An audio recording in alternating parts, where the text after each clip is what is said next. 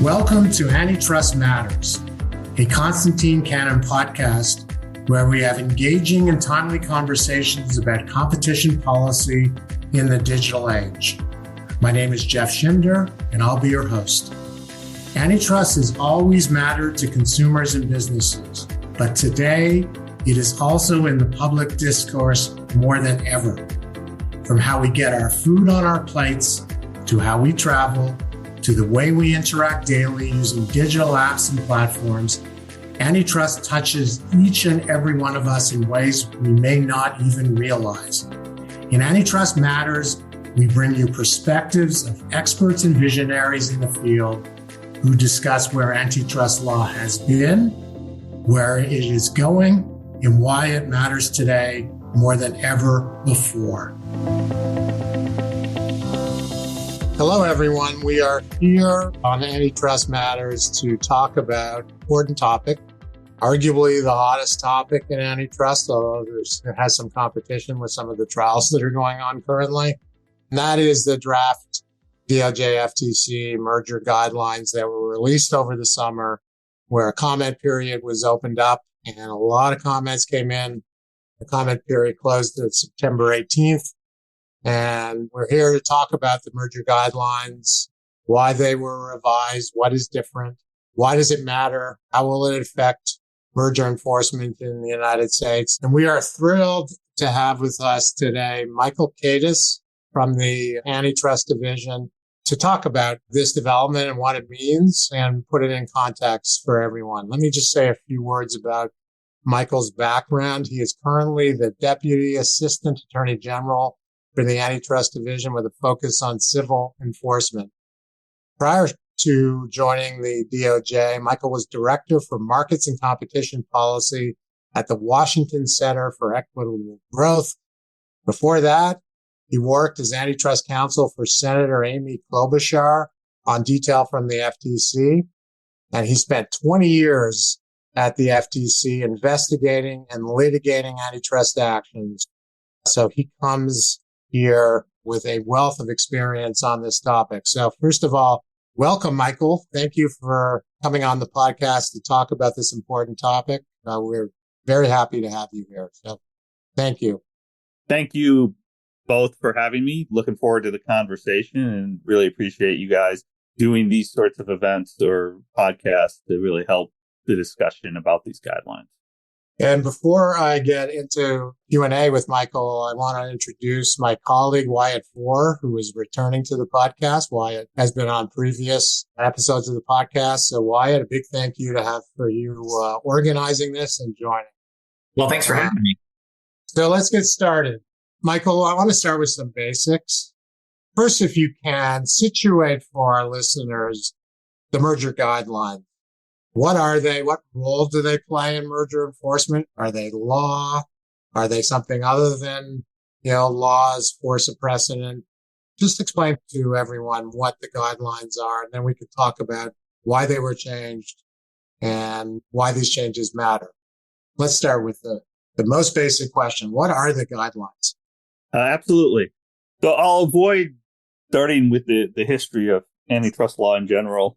I think the right place to start here is we have a law in the United States, the Clayton Act, that specifically regulates mergers. And under that law, basically a merger is illegal if the effect of it may be to substantially lessen competition or tend to create a monopoly. So those terms have a legal meaning. Beginning in the late 60s, the government thought it made some sense to try to give some guidance, hence the term guidelines, to how the government thought about that standard and how the government would investigate cases and determine whether a merger would really have the effect of the merger maybe to substantially lessen competition or tend to create a monopoly. So the guidelines are not law. They are the principles the government uses in thinking about investigating and analyzing mergers.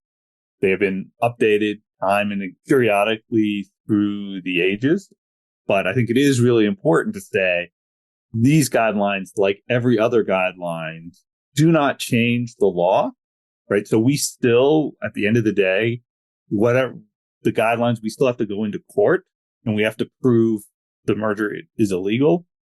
Our hope, and really the hope for all of the guidelines, is it provides transparency to the public, the companies, to the bar, about how the agencies are investigating mergers. And to the degree they reflect the law, we think they should provide some persuasive authority to courts as they think about the mergers they're reviewing. And so, Michael, could you talk a little bit about why the guidelines are being updated now? For our listeners, the most recent iteration of the horizontal guidelines were in 2010, and the most recent iteration of the vertical guidelines were in 2020. Could you talk a little bit about why the agencies decided now is a good time to sort of revise the guidelines? Yeah. So one thing, particularly as to the horizontal guidelines, the 13-year time period's not really out of the ordinary. If anything, it's a little long. Right? We had guidelines in 68. We had guidelines in 82, I think 87, 92, 97, 2010. So just the amount of time that's passed, at least on the horizontal guidelines, is not out of the ordinary. Maybe more importantly, a lot has changed in the economy. Over the last 13 years, we have seen the development of digital platforms are increasingly important. There's been a lot of research being done on, say, the importance of market power in labor markets. There have been new economic tools that have been developed. So on the one hand, the economy has changed. And really, if we look back at the prior merger guideline amendments, somewhat tie them to those sort of changes. The 68 guidelines really reflected an economy, a smokestack economy where you're concerned about largely be focused on industrial markets. Then when you get to sort of the late 90s, right, that's coming about at the same time as the dot-com explosion, right, which changed the way it raised sort of new type facets of competition and competition questions. 2010, really those guidelines were one of their goals, and one of their successful goals was really to incorporate understandings about how to address not just thinking about markets and market shares only, but also thinking about how to deal with what we would call unilateral effects, or what happens when you just looking at the impact of eliminating competition between two firms and how that can be anti-competitive, right? And so it's sort of time to think about that. On the other hand, if we think about the way the guidelines have been used and the way the law has gone, in a lot of ways, the aperture of merger focus has really has narrowed. I mean, if we think about merger cases, when is the last time the government has won a merger challenge without relying on the structural presumption, right? The standard sort of way a merger case works, typically in the horizontal context, i.e. between competitors, you define the market, which is the relevant area of competition. You then measure market shares. And if you're above a certain level, there's a presumption. Then government's going to provide evidence of whether that market makes it easier for the participants to coordinate either explicitly or implicitly in a way that suppresses competition, or just the evidence of how prices are going to go up. Let's go back to that. A presumption is a presumption. And if the government always has to prove the presumption, it's not a presumption. It's a element. And so I think part of what we're trying to do here is to say, we're looking at the way we think about mergers isn't simply only about the market share presumption, only about what we call unilateral effects. It's about thinking about how competition presents itself in the market and how the merger is going to change that. And is that detrimental? Michael, that's helpful. Let me drill into that a little more. You said a lot in that answer about changes in the economy and a desire to update the guidelines to reflect those types of changes. If you could elaborate, you started in on this in your last answer on sort of what is new here, what is different here. And let's say I'm sitting at a company and I'm thinking of doing a deal that has potential, antitrust issues. I know the agencies are going to take a look at it and may get a second request. Should my evaluation, the potential likelihood of enforcement action against my deal, would it be different ex post as opposed to ex ante when these guidelines are finalized? I know there's a lot in that question. So sort of start with what is different here, if you're going to use, and what is different for people who are looking at either counseling companies on the deals they can do or are sitting and contemplating doing deals. That's a great question. I would answer it by saying there's less to me about things being different than sort of building on the concepts that are embedded in prior versions of the guidelines. And starting in the very big picture, the danger sometimes with guidelines that I touched upon is if you write down what the guidelines are, that sort of, as I said, narrows the aperture to the sort of formalistic analysis that's there. That's not their goal. I sort of feel like these guidelines are, again, trying to expand that aperture. Just sort of go back to my religious school days, right, of being Jewish. There's a story that gets told that a man comes to a famous rabbi and says, teach me the Torah while standing on one foot, the Torah being the Jewish Bible, right? And the scholar says, whatever you don't want done to you, don't do to others. The rest is commentary. And that's how I sort of think about these guidelines. That if you were to ask me to say, teach me antitrust on one foot, I would say, then think about the competition that's at stake.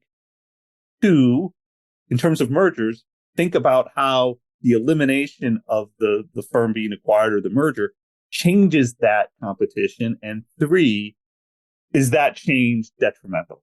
And the rest is commentary, right? And so I think if you look at the 13 principles, right, they all are commentary on how you think about a merger transaction. There are different ways competition can be affected, right? It can be affected that what we think was the most likely effect is prices are going to go up. So therefore, things like market share, how the firms compete on price is going to be relevant. But what we're also saying is there may be ways in which other ways that competition presents itself. And then you have to look at that, how that competition is, how the competition at stake and how the merger changes it. Let me stop there because I'm not sure I quite answered your question and you can sort of follow up. Before Wyatt asks his follow-up, because I know he's got one primed, I have to ask you what I think I'm hearing you say, and I appreciated the Torah reference. To my question, is there something different? I'm contemplating a deal. Will the analytical framework ex post be any different than it was ex ante? Is it fair to infer from your Torah answer that at bottom the answer really is no, that the same overarching questions are going to be asked, although the commentary that may inform that same overarching question has evolved? Is that fair? I think that's a pretty fair statement, right? Because the overarching principle is the law, and we can't change that. But given the way the economy functions and different industries develop and different sort of learning develops in economics, that changes how the questions we ask in particular cases. And I guess maybe to bottom line this a little better, but you started with a question about, sort of a firm thinking about a merger, right? In that context, I think it's important to recognize that if you're a firm and somebody comes in is telling you, okay, we just need to think about what we need to define a market. We need to measure market shares. We need to think about unilateral effects. They're sort of putting the cart before the horse, because that's sort of the legal analysis. And really the way to think about this is how is this merger going to change competition, if at all, is the first question to ask. And that then can guide. If you ask that question first, I think these guidelines provide a much clearer understanding of what the government's going to be interested in. Very interesting, Michael. Now, for some of our listeners might not be as familiar with the administrative process for how these guidelines are pulled together and finalized. So currently we have the draft merger guidelines, and we're currently in a comment period, I believe, for 60 days. Do you anticipate any major changes in anticipation or in response to that comment period? Or how much can people expect the sort of finalized merger guidelines to be similar to the draft merger guidelines that the staff has put so much work into already? I think the comment period closed last week. So if you haven't submitted your guidelines, your comments, you're out of time. But the way we were trying to affect transparency here is about, we made sure that we involved not just the top levels of the agencies drafting these guidelines went to staff at both agencies multiple times, multiple changes made, trying to make sure we understand what it is staff's doing and that the guidelines reflect that. And then we released them. And we've gotten, a lot of comments, some of them positive, some of them negative. I think what's really been fascinating is the amount of commentary coming from people who aren't within the antitrust community. I know there's a comment, Jonathan, the Assistant Attorney General, has been talking about nurses talking about how a merger made it harder for them to do their job, or they had less support, or they had to work longer hours, right? And so the idea here is that we live in a time where antitrust matters to people in ways that it hasn't in a century. So what we're now going to do is think about all these comments, and we don't pretend to think we had the answers in the draft. I think these are drafts, and we'll have to see where they come. But we did not sort of view the notice period as we're going to put these out and then we're just going to dispose of all the negative comments and all the suggestions and just land where we started. The idea here is we are going to review these comments and think carefully about them. And so changes could occur. I think, again, going back to my antitrust on one foot analogy, right? I think that overarching principle, thinking about how competition presents itself and how the merger changes that focus is not going to change, and nor will the legal principles, because we can't change those anyway. So, Michael, I want to take the discussion in a little bit of a different direction at this juncture before Wyatt and I get up to the wonkier antitrust nerdy portion of our conversation. But let's stay at a high level for a moment. And a lot of what you're saying, if I'm fair, and I'll attempt to fairly characterize it. If you think I've missed anything, you'll correct me. I was saying, look, the economy has changed. I think we are all experiencing a lot of those changes. So that's not, I don't think, surprising to anyone who's aware and out in the economy, that there's been a lot of significant changes in the last 10, 15, 20 years in the economy, and it makes perfect sense to update the guidelines to reflect those realities. But, and here's where I want to take the conversation in a different direction. Do you believe that on some level the guidelines also reflect? You just made a comment about antitrust matters and how it matters in an interesting way today. I appreciate that happened organically, and it wasn't even a plug for the name of our podcast. It's Antitrust Matters. Antitrust really matters, and that we are in a moment in time where the policy around antitrust enforcement, and we're antitrust lawyers. So antitrust is law enforcement, but we all also understand that it sits in a policy framework. And we're in a policy moment that says antitrust enforcement needs to be more vigorous. One, would you agree that these guidelines in some way, shape, or form reflect that policy judgment? And if you agree, in what ways does it reflect that policy judgment? I would put it this way. I agree entirely that antitrust has a policy relevance and sort of a public interest that we haven't seen in a century. I think that interest is a good thing in the sense that antitrust law is not the sole domain of economists and specialized antitrust lawyers like myself. And sometimes specialization is important. Technocratic expertise is important, but sometimes you need people from the outside, not part of that rather small group, assessing what's going on in the market or assessing antitrust enforcement. And that can be very helpful. And second, the other interesting part about it being organic is at the same time, antitrust has become sort of top of mind for the public.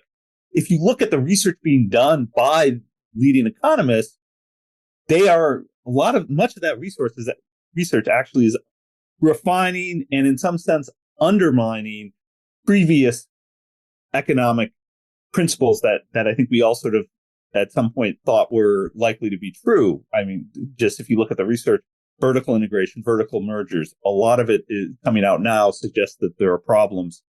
And whether it be on the ability of firms to coordinate in concentrated markets, I think the people are really questioning sort of the learning that I grew up with back in the late 90s. So what I would say as to your question is, I think yes, the antitrust enforcement project, which I would say includes all of antitrust enforcement and all of merger enforcement, not just the agency, not just the courts, everything, is not doing as an effective job of deterring anti-competitive mergers as it should be. And part of that is because our aperture, again, we have focused too narrowly on the types of problems we're examining. And by, again, saying we're not just thinking about prices of products on their own, but we're thinking about it more broadly, should lead to more effective antitrust enforcement and improve merger enforcement and protect markets. It's interesting you say that, Michael. I mean, most of my work here at the firm is private enforcement. So, we're very often situated in a situation where we are plaintiffs on behalf of sophisticated entities. And so as a result, we are often doing conduct litigation. And it's interesting because I would say in the bulk of my cases, if not the majority, well, first of all, I'm always shocked at what antitrust defendants can get away with on the conduct side.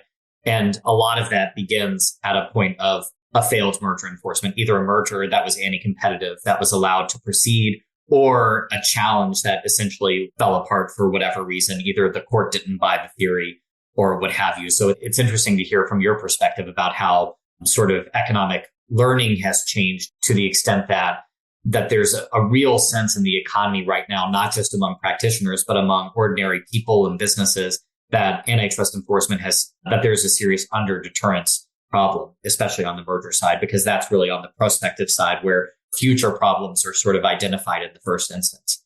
Jeff, I'm not so sure if you have anything to add, or if your perspective is different as a person who's sort of practiced in this area for a longer time than I have. No, my perspective is similar to what you both have articulated. And let me actually direct that perspective towards a question for Michael in terms of the guidelines. Because one of the things that I struggle with, and we've seen this in some of our travels here, ways that I can't get into, lest the protective order gods strike me down. But we don't want that. And we don't want that. Where, dominant firms, a dominant firm acquires technology or a startup where the merger, if you will, would fall within sort of the potential competition framework. But it would be difficult when you get to the test of, would the target entity have disciplined, or does it discipline competition in any which way such that Section 7 standard can be met? It's a difficult inquiry. Price effect would be impossible. This is more in the realm of innovation harm. And one of the questions I have just analytically looking at the guidelines, and I'll just make a statement that, Michael, you can have at. It's not clear to me the guidelines really energize the enforcement possibilities relative to those kinds of transactions, where, the ex ante, ex post question, if we just pose it relative to those kinds of deals, I'm not sure the guidelines as drafted will make much difference. And so I want you to react to that, because I feel like in an era of under enforcement, this is one of the realms where I think under enforcement has been a problem, but it's a hard one to solve. So I'll stop editorializing and let you agree or disagree. I agree that the types of cases you're talking about have been particularly hard for the agencies and the courts to grapple with. And let me start with something I should have probably said back to the first question, right? The most interesting thing about the Clayton Act, which is the merger statute we've been talking about, right, is there are very few laws that I can think of where the concern is not what will happen, but what may happen or what will tend to happen, right? When you think about your average tort case, slip and fall, you have to sort of prove all your facts, not to a certainty, but more likely than not. But the thing you're proving, right, that there was actually negligence.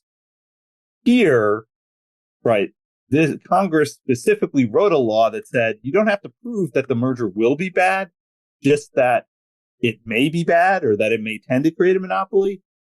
And so what we're really trying to do here is a threat of risk assessment, a risk assessment threat. Not sure which one of those was grammatically correct. So, right, getting to the point that you're raising, what do we do with sort of where we have potential competition, where we have nascent competition? What we have in the law is Marine Bank Corp, where the court sort of thought about two types of competition, what we would call sort of if you buy somebody who is about to enter, when might that create a risk that it should be illegal? Or where there's somebody not in the market, but their ability to enter it sort of has a controls how the market operates, right? So people aren't raising price because if they do, this outsider will just come in immediately. Those cases in and of themselves are difficult to win. I believe the last time the FTC brought that the last two times the FTC has brought those cases, they've been unsuccessful. What I would like to point to in the guidelines is I think a number of the principles we're dealing with that could come up, we have developed specific guidelines to deal with, right? So yes, we have the potential competition idea that comes out of sort of the Marine Bank Corp line of cases, but that really sort of deals with a very traditional market where it's very concentrated and how will a new entrant affect competition, right? But we've also said, wait a minute, we're going to think about more than just that type of competition. If this involves a two-sided market, we're going to think about, wait, are you acquiring a firm who threatens to disrupt the value of that platform? Right. So take the Microsoft case, right?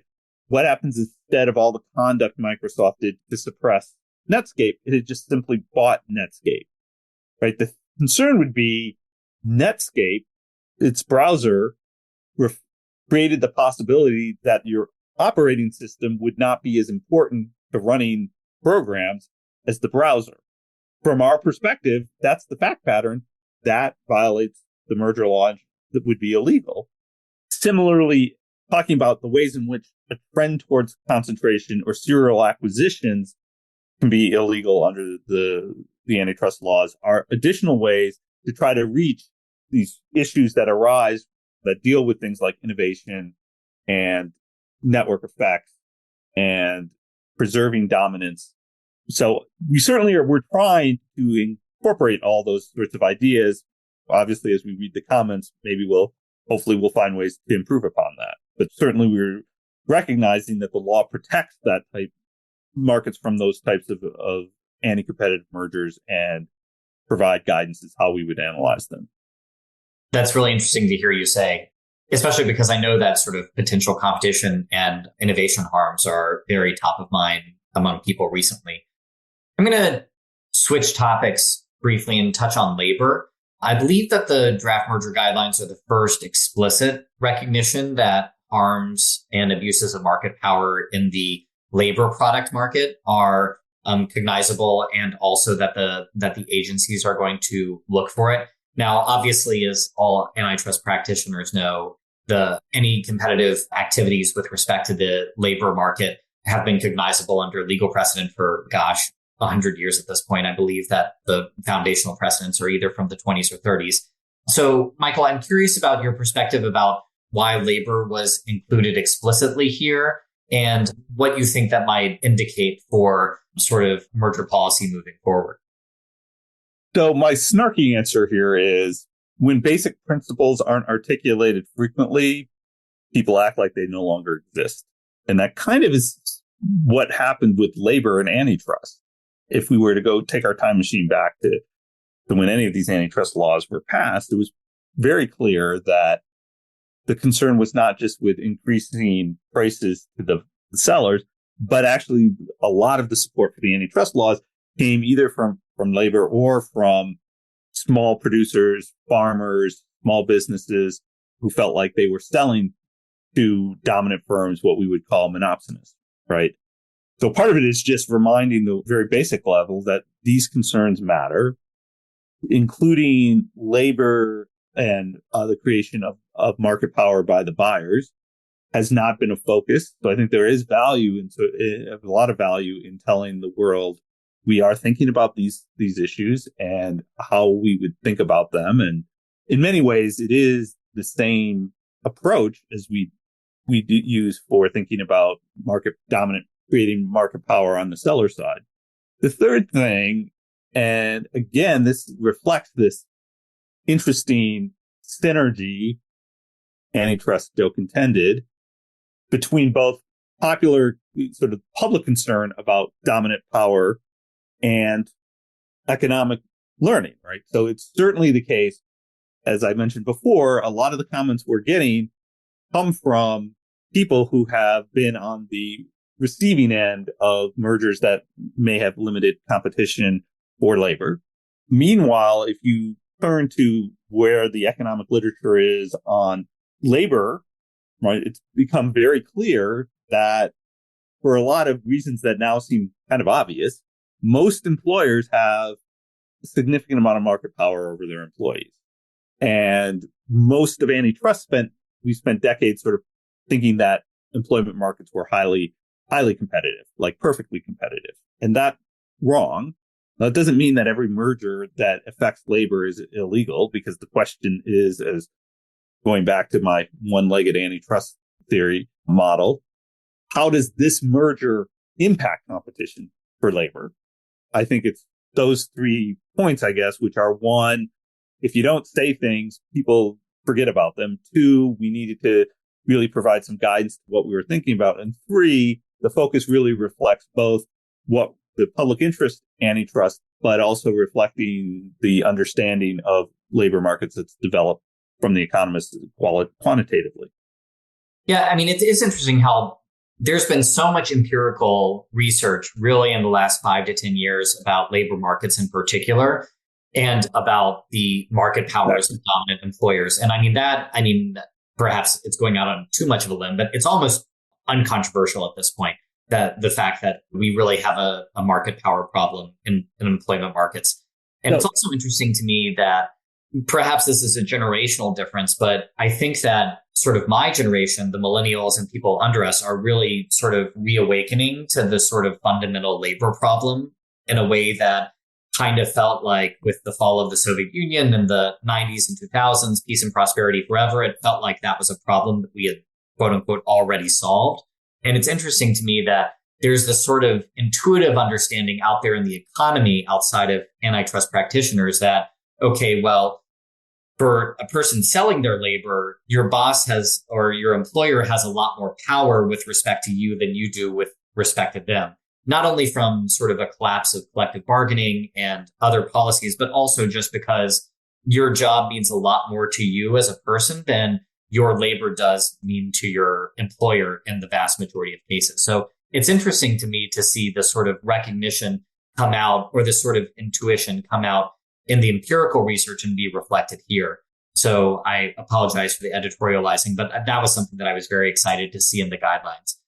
The last sort of labor question I have is that there's been this sort of trend towards national product markets, antitrust parlance, that geographic markets that used to be very localized are now nationalized because of the sort of advances in the economy. But there are exceptions to that, including hospitals, because hospitals treat ordinary individuals. They have to go into a hospital. And it seems to me that labor markets are also an area where geographic markets tend to be sort of more constrained in a way that other products don't.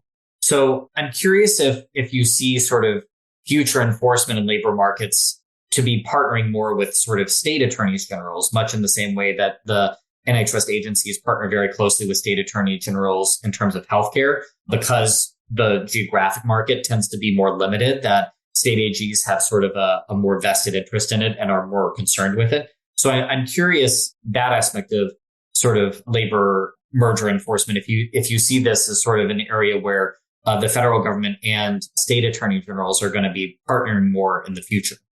So I'm going to take a little bit of a digression before I get there, because you said a lot of really interesting things, Wyatt. So I wanted to react to a couple of them. And when you're talking about the development of the literature in labor economics, when I went to college back in the late 80s, I remember my first day of intro to economics or intro to macro or intro to micro, I can't even remember which one. Professor stood up and he said there were three things all economists believe. And the first one was raising minimum wage will reduce employment and is bad for the economy.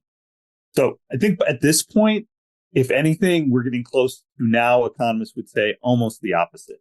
And a lot of that flows from the recognition that if there is market power in employment markets, right, the wages will be artificially too low. But so that just shows the sort of seismic shift in the way people think about labor and economics and why I think it is. And to think that sort of shift would not have an impact on how we think about antitrust enforcement would be odd at best.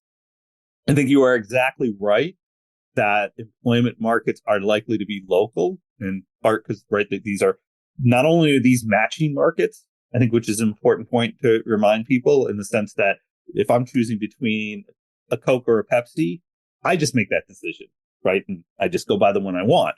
I cannot quit the Department of Justice today and show up at the FTC tomorrow and say, I'm here. I like this agency better. I like them both equally, by the way. Somebody has to offer me a job. That makes markets stickier. That makes it harder. But then on top of that, right, when we think about the issue, I told you the digression, but I think I'm coming back to it. It could be, right, I mean, there are lots of jobs you can do in various places, factory worker, secretary, healthcare professional, but it means you have to move. And you might not be able to move because your spouse may have a job, or you don't want to move because your children are in school and you don't want to rip out the society you built locally, right? So absolutely, there may be not a better example of local markets than employment markets. So I think there is a real opportunity for there to be cooperation between the federal and state enforcers. And I hope that is something that occurs, because in my view, antitrust enforcers, we need all the help we can get. And working together is a great way to amplify our ability to protect markets. So this discussion of labor is fascinating.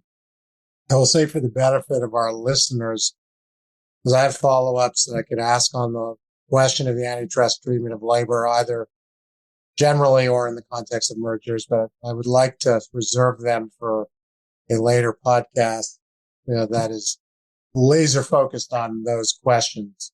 Which we will be doing. I have one more wonky question, and then we should wrap up because we're brushing against the podcast gods who say you should only go so long.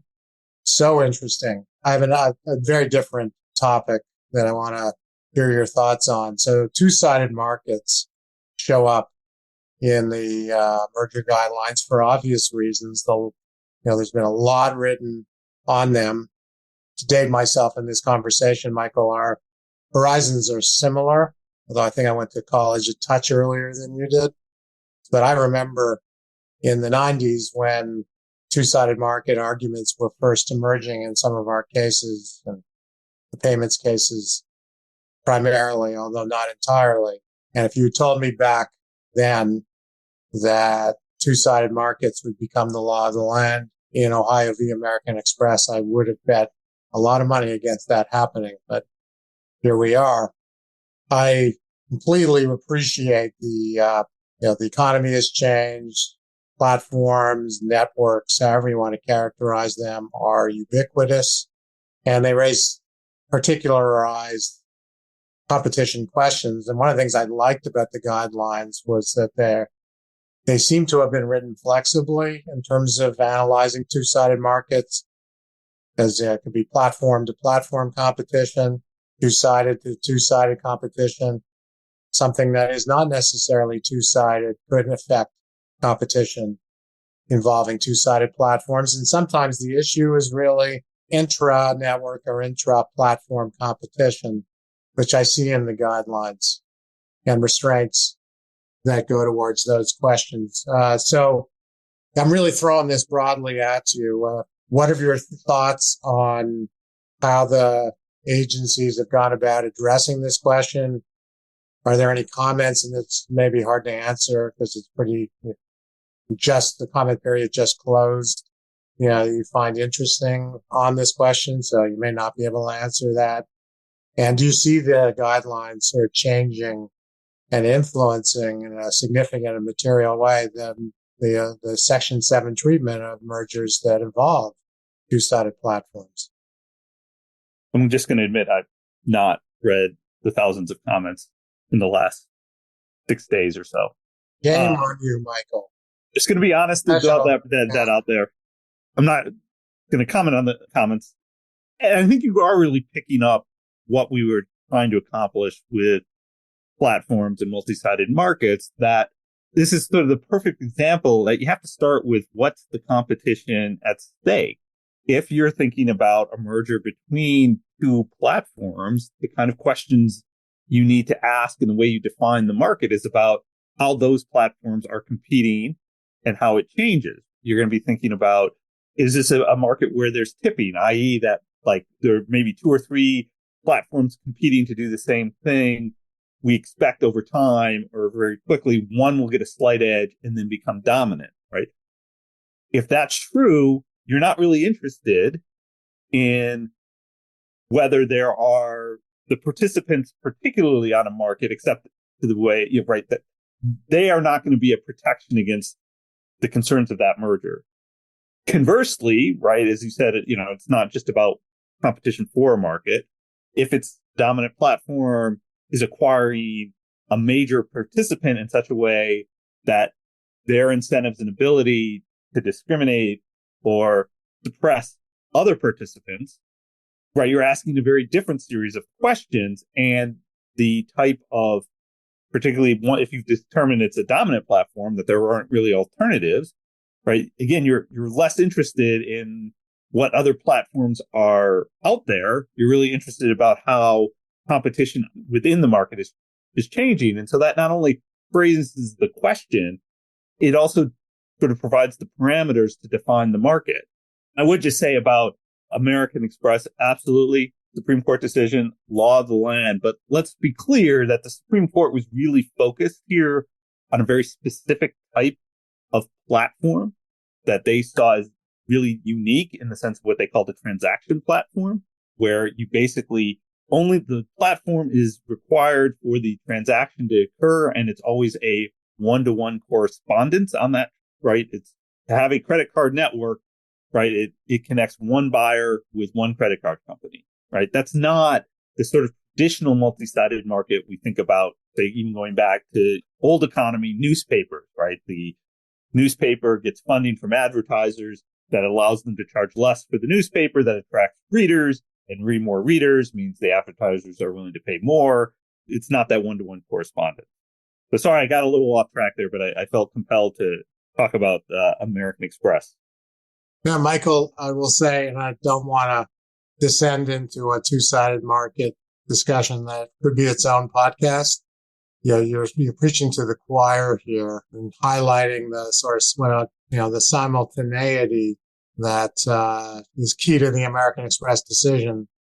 And one of the things that I was worried about after that decision is that everything would be characterized as a two-sided market when the feature that Justice Thomas highlighted in that opinion is not necessarily present. So your point is extremely well taken.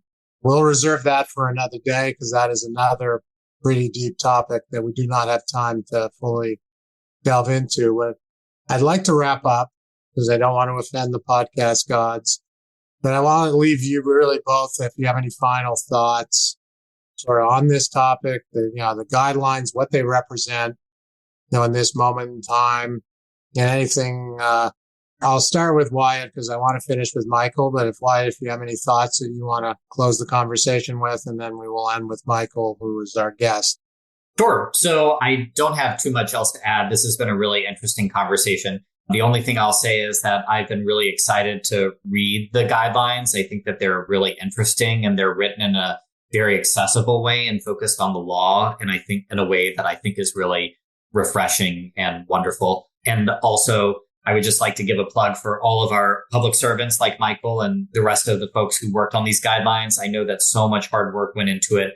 I always think that some of the smartest people in the entire world who think about these issues are on staff at the antitrust agencies, and they often get criticized from people from the outside. But I just want to say that I hope that when they see those criticisms, they also know that there's a lot of people cheering them from the sidelines and who are very appreciative of their work. So I would extend that to Michael and anyone who's listening in the government. Know that you have a lot of fans who are very excited to see what you're working on. I second that, Michael. So yeah, to our audience, especially those who are, in-house counsel or business people at companies who do deals, or to practitioners, especially just practically people who are going to be counseling or making decisions against the backdrop of the new guidelines. Is there any final thoughts that you'd like them to consider as these guidelines are finalized and go into effect?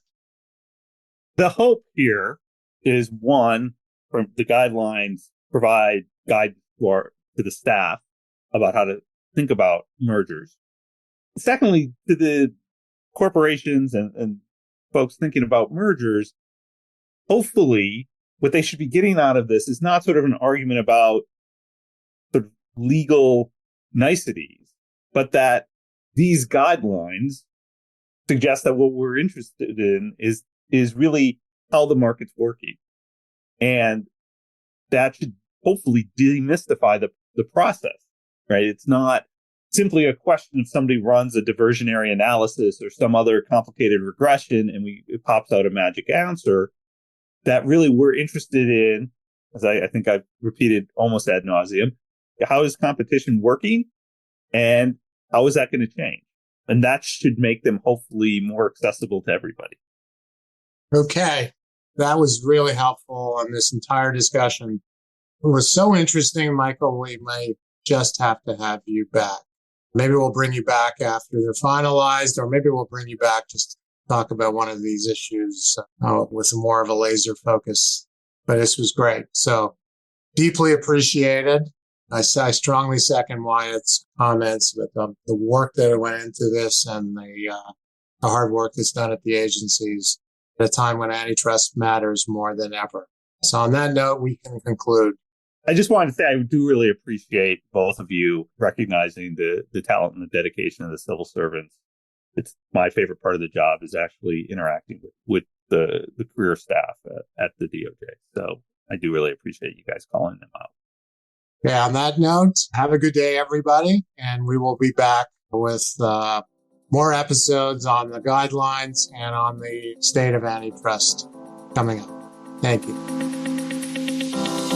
That's all for our show today. If you like the podcast, make sure to subscribe to Antitrust Matters and leave us comments on how we were doing or on the topics you would like us to cover going forward. You can also follow us on Twitter at CC Antitrust or follow the Constantine Cannon Antitrust team on LinkedIn. Until next time, be well and remember, antitrust matters.